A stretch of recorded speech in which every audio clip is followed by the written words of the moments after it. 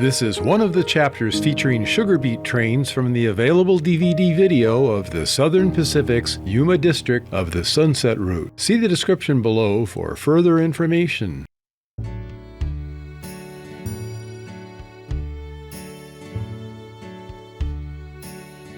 Sealy had a sugar beet loading or receiving station and sidings for empty and loaded strings of cars. These 1976 scenes look unchanged as we now jump forward 16 years later to 1992.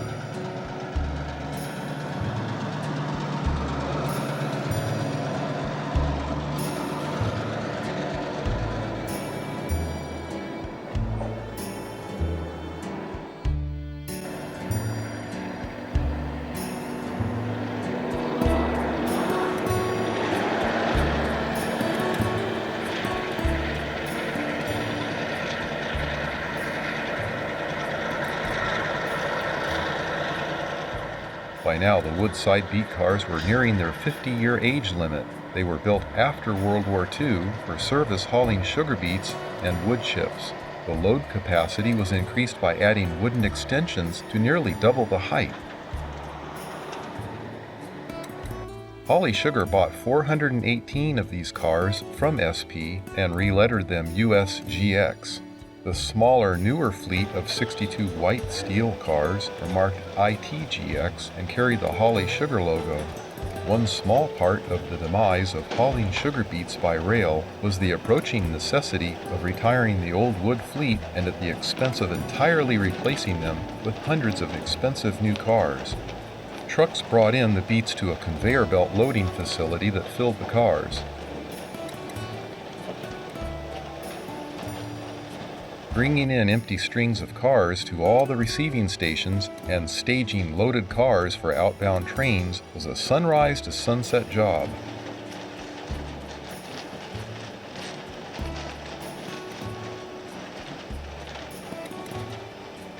The beets were periodically sampled with this little sample bucket.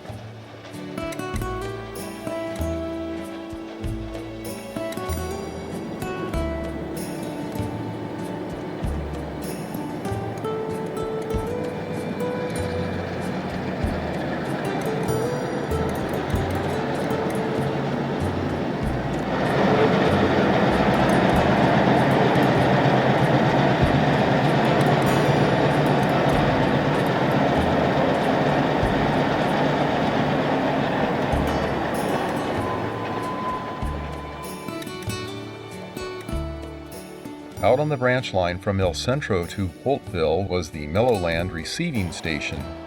Trucks brought beets from nearby fields to the same type of conveyor belt loading system used in Sealy.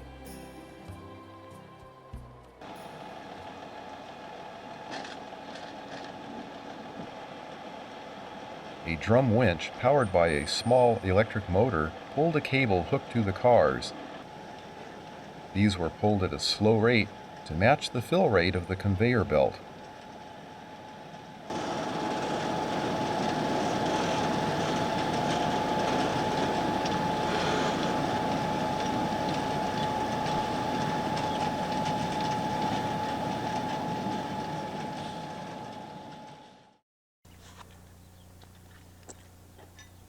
Loaded cars were reassembled into trains using a tractor with a cable and hook.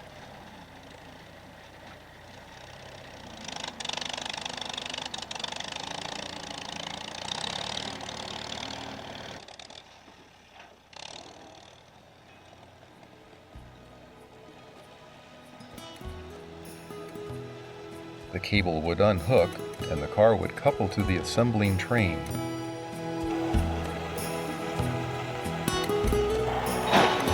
This is a typical scene of how the beets were loaded into the trucks at harvest time. Other freight traffic on the Imperial Valley lines consisted of pesticides for protecting crops and solid and liquid fertilizers, to mention a few of the most important.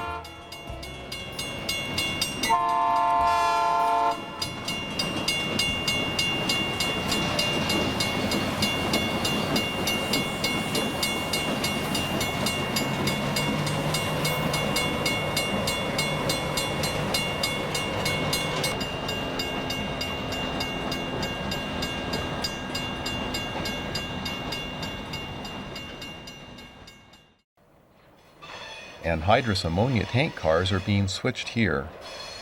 Empties are picked up and loads are dropped off in this late afternoon exchange along the El Centro branch line.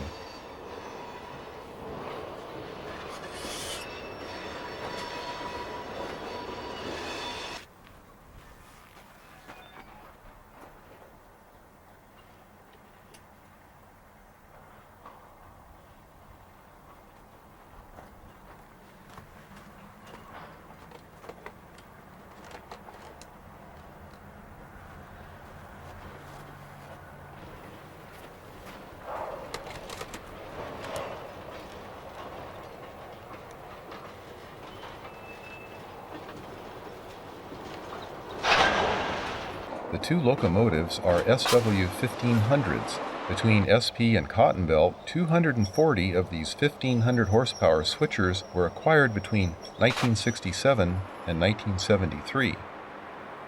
2467 was one of the first units delivered by EMD in August of 1967. 2593 was delivered in October 1971. These units had flexi-coil trucks and a non-turbocharged 645 series diesel engine. It took a second try to couple up.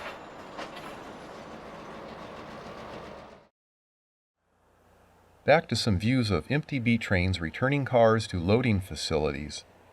This group of engines had a group of newer steel cars up front and a long string of older cars behind. Placing the newer cars up front took some of the strain off the couplers of the worn-out wood composite cars.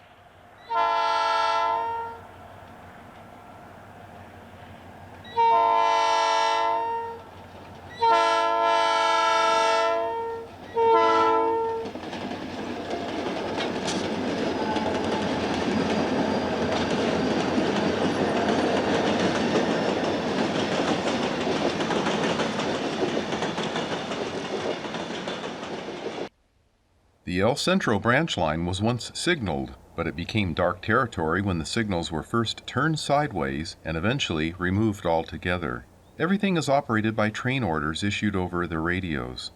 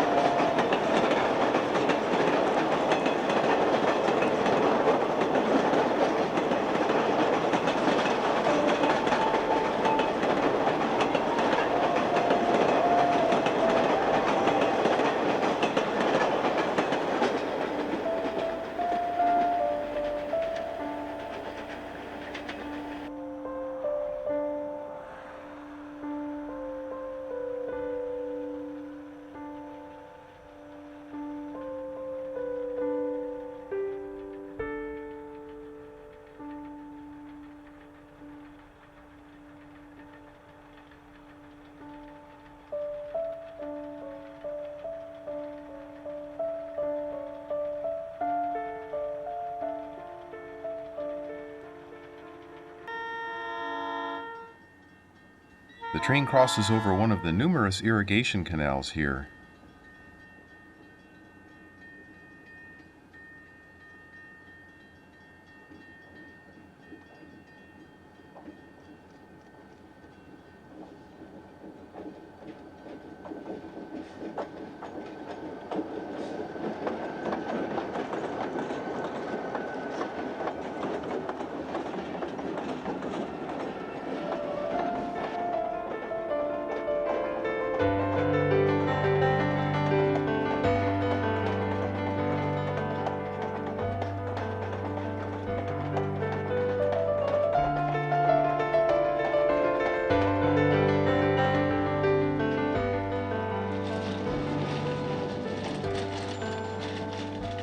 Back at Melland, the last cars are filled, as the empty beet cars are about to be brought in.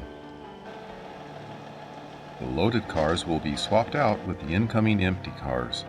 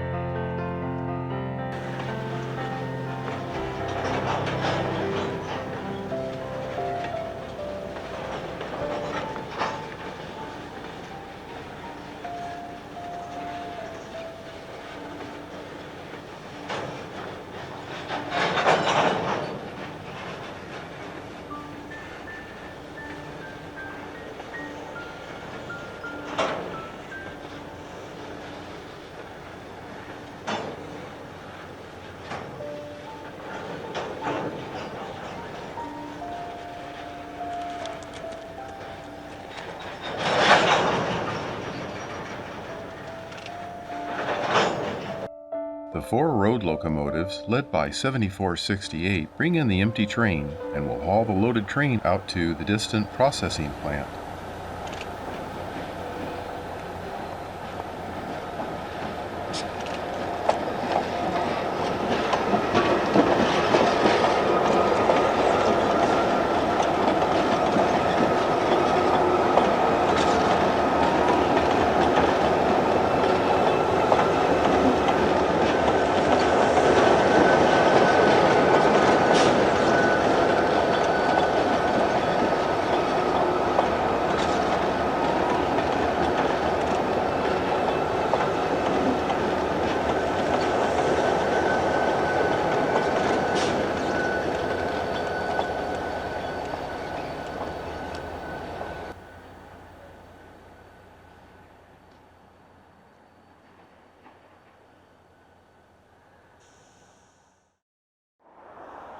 This loaded beet train is now in SMV Valley on the SP's coastline, heading to Guadalupe, California.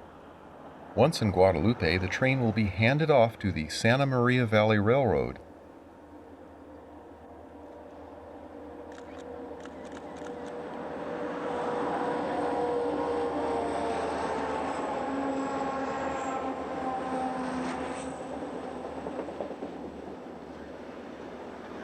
Running loaded beet trains out on SP's main lines always posed a concern with the older sugar beet cars. An engineer had to be familiar with a few extra details when assigned to beet trains. Just knowing the tracks was not enough. If a stop and a siding was required, the engineer had to back the train up a bit before starting back out. This helped to keep the old brake shoes from locking up. After backing up, the engineer had to then carefully take the slack out before accelerating the train forward. The old couplers were prone to breakage. You can see how the car loaders piled the beets as high as possible. This was when the billing was done by car count instead of weighing each car.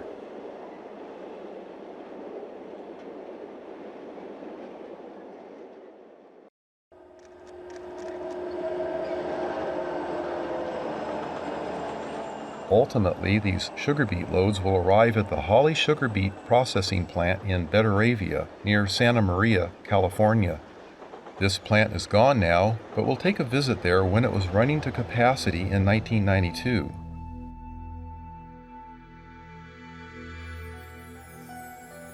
The SP coastline is one of the most scenic lines, with its track hugging the Pacific Ocean's shoreline most of the 95 miles between Ventura and Surf, California.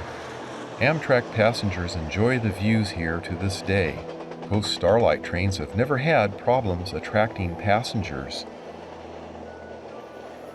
197 miles from Los Angeles is the small SP yard in Guadalupe, California. Our beet train will pick its way through passenger and higher priority freight trains on the various coastline sidings to then drop off its loaded train in the Guadalupe yard.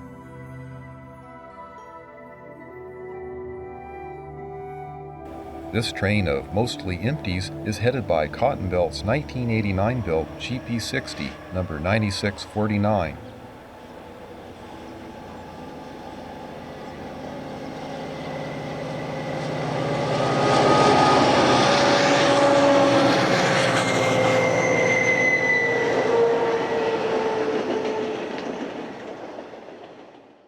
A bit later, SP SD45R number 7472 leads an eastbound mixed freight.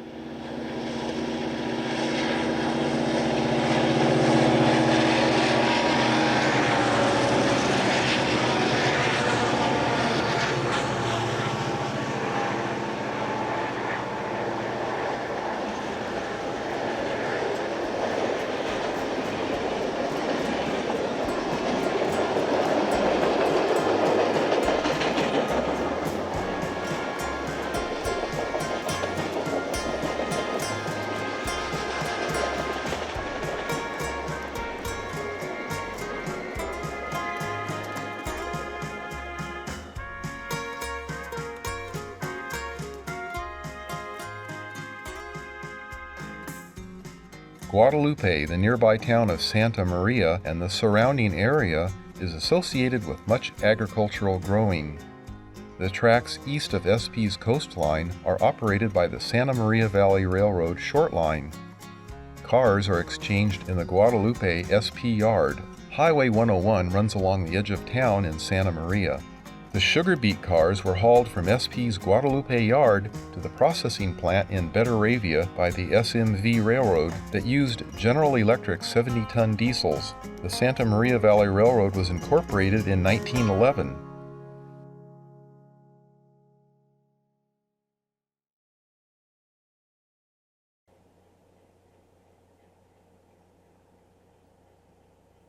This short line is listed as 14.8 miles of track. Moving toward us is their first 70-ton diesel, number 10, that was bought in 1948. Number 20 is the 1948 purchased second unit. The SMV would eventually own 8 of these 600 horsepower locomotives. This GE model used a 6-cylinder Cooper-Bessemer diesel, and of course the traction motors and all the other electrical items were pure General Electric.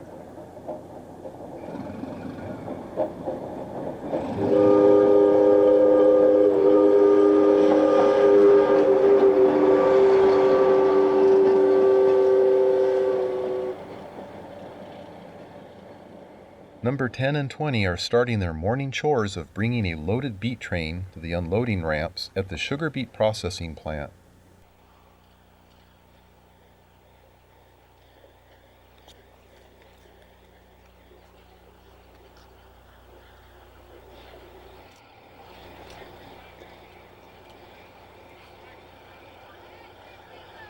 Number 10 was retired in 1992 with a damaged diesel.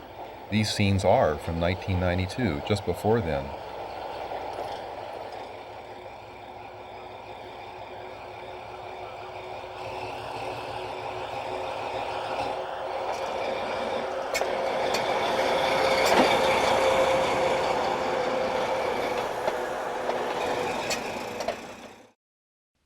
These scenes are from the early 1970s. Passing by an old ice deck are numbers 50 and 30, followed by caboose number 210. This is SP's Guadalupe yard. Long ago the colors were green with yellow accents. They reversed the colors, making the units more visible to motorists.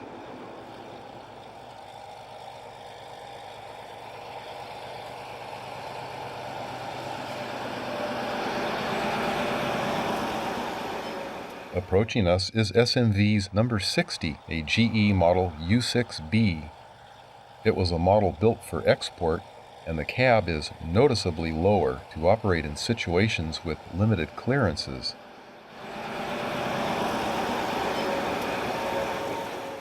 Number 60 was the first U6B built. It was intended for the South Vietnamese railways, but instead the SMV wound up owning it by 1958.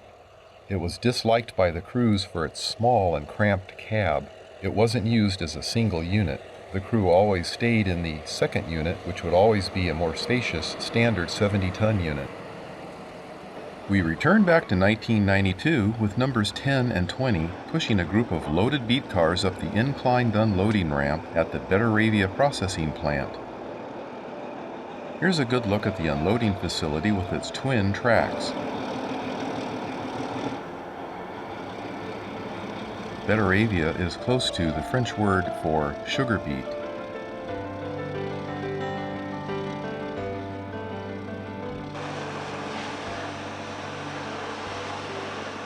sugar beet cars have drop bottoms. The water is to clean out the cars and make sure all the beets are left at the plant.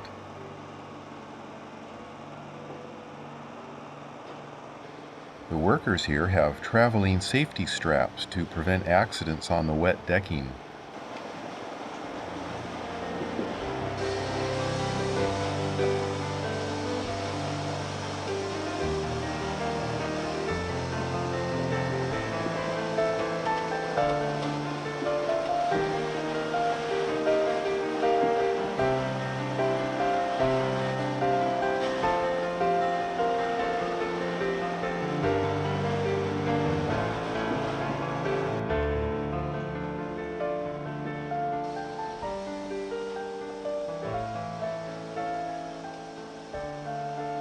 This processing plant began in 1899.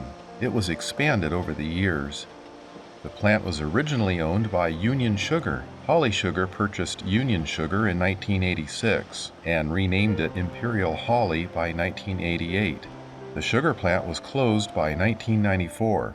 In 1997, much of the plant was torn down.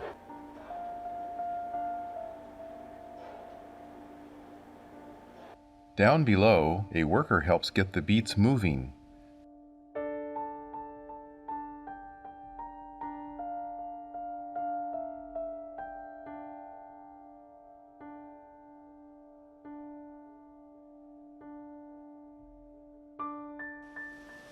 $5,700 tons of beets a day were handled here. Beets came from Kern County and Salinas after the Imperial Valley's crops were finished.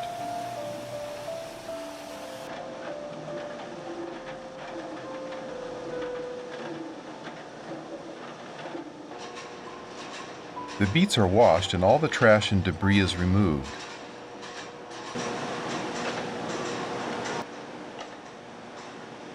The beets are then sliced into thin whitish strips. This increases the surface area to better facilitate extracting the sugar. After carbonization, cleaning, and pressing out of the last remaining bit of sugar, the pulp is used to make animal feeds. Very little is wasted. It takes coal to generate the steam and electricity used in the processing. Behind the plant is a small lake that recirculated water used in the processing. Sugar was also packaged here in small consumer bags as well as large sacks shipped out on pallets to commercial food producers.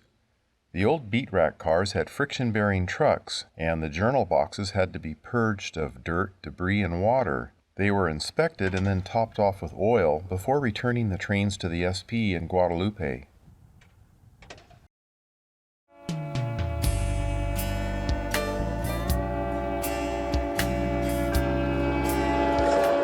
Far to the north, the SP also handled sugar beets grown in southern Oregon. The beet trains up there in 1991 used SD9 power, nearly as old as the wooden beet cars. Like this ancient wigwag signal, the SD9s began to be retired. Many were sold to short lines and industrial railways. Their simple non-turbocharged 16-cylinder diesel and 6 traction motors made for good low-speed pulling, even up grades. The middle unit, 4326, was built in 1954 and retired by February 1993. 4401 and 4421 were both built in 1956.